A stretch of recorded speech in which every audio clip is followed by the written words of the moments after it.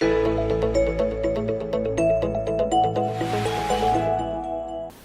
Korach's defeat, there's an election. Kadosh Baruch Hu wants to reaffirm Aaron's selection, and to that purpose, every tribe, every shevet, their nasi designates a rod or a scepter, which is fairly iconic, source of authority, the image of government, leadership. Those rods are placed into the Mishkan, and one will be selected. All that makes sense. All that perfectly understandable and logical. The iconography, the symbolism, the rods, the selection. But why the flowering? And why the fruit?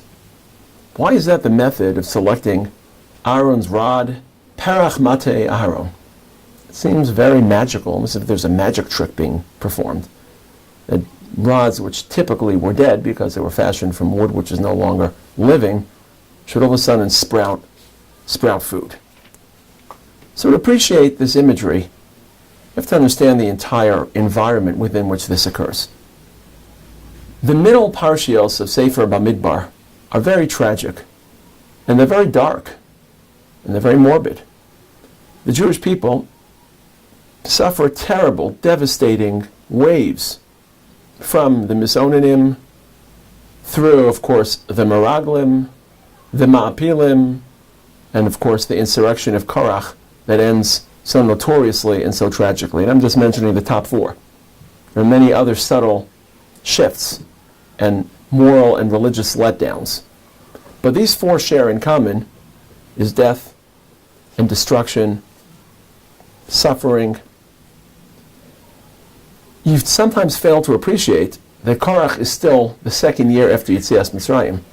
The shift from year 2 to year 40 takes place in Parshas Chukas.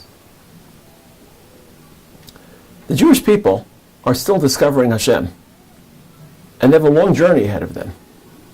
And their experience of HaKadosh Baruch Hu could very aptly be, and their portrait and profile of Hashem could be one of anger, one of vengeance, one of hatred. That's what they saw in Mitzrayim. That's what they saw at the Yam Suf. That's what they saw in their second year of religious awareness and religious maturity. And they expressed this very clearly to Moshe. The day after, so to speak, Korach, Pasuk Vav, Vayilonu kol adas b'nei Yisrael mimacharas. They start to rally, to protest, but they're not just protesting as Korach protested, about the unequal grab of power, the inequitable centralization of power. They're very clear, Atem hamitem esam Hashem. We're just dying. And evidently Hashem's pretty happy about this, because it's occurring endlessly and incessantly. And Kadosh Baruch Hu has to deliver a message. Religion is not pivoted on death and darkness. Hashem is not angry. Hashem is not vengeful. There's no ire in heaven. There are consequences. There are connotations to moral misbehavior. There are consequences to denying loyalty to the land of Israel, questioning the will of HaKadosh Baruch Hu. But HaKadosh Baruch Hu in religion isn't pivoted. HaKadosh Baruch Hu is Av HaRachamim, Chesed, Chaim, V'Shalom Ba'olam, as the Rambam writes in Hilchos Shabbos. And there has to be a sign of life, productivity, growth, health, welfare, specifically from the Mata, specifically from the staff, which was associated in Mitzrayim with death and destruction. Now, empirically, it's unknown whether the staff of Aaron was the same staff as Moshe Rabbeinu, or is it the same Mata, is it a different Mata? Facts, historical facts here are not as important as perception. That was a Mata that was associated with curses and with Makos. And every year in the Haggadah, when we read that last pasuk of Tzei Lamad, V'yitzeinu Hashem Elokeinu Misham, B'yad Chazaka, V'zra Netuya, or V'gemara Gadol, Uvi-osos. The pasuk in Kitavo describes Otot, or Otot. How does the Haggadah interpret Otot? Zeh Mata. So if the pasuk in Kitavo was referring to the Mata, why does it use the word Otot? Why doesn't it just use the word Mata? Why does it use a word that doesn't directly describe the Mata? And the Medrash describes as follows. I don't want you to see the Mata. I want you to see a staff that in Mitzrayim was a Mata, of makot, but in the midbar we'll be providing otot, man, and mayim, and Shabbos, and health.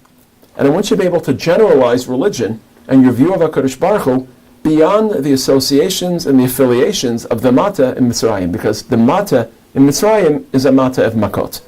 So the word in Kitavo is not Mata, it's Otot, and it generalizes beyond Makot to Man, Mayim, Shabbos, Eish, leading them through the desert, scouting the way. That's what's happening in Parshas Korach. Parshas Korach, the Jewish people aren't just being instructed as to who the selected Kohen is, they're being lessoned that HaKadosh Baruch Hu's selection is meant, not just for the Kohen, but for the people, to provide prosperity, welfare, and human comfort. Unfortunately, our behavior until that point hadn't merited it, but as they begin that long journey through the Midbar, a journey that will be characterized by one thing, dying off, the Jews have to maintain that sense that Hashem doesn't want this reality, but unfortunately, there's a reality that left no option. But HaKadosh Baruch Hu is not a God, chas v'shalom, of death, but of life and of welfare.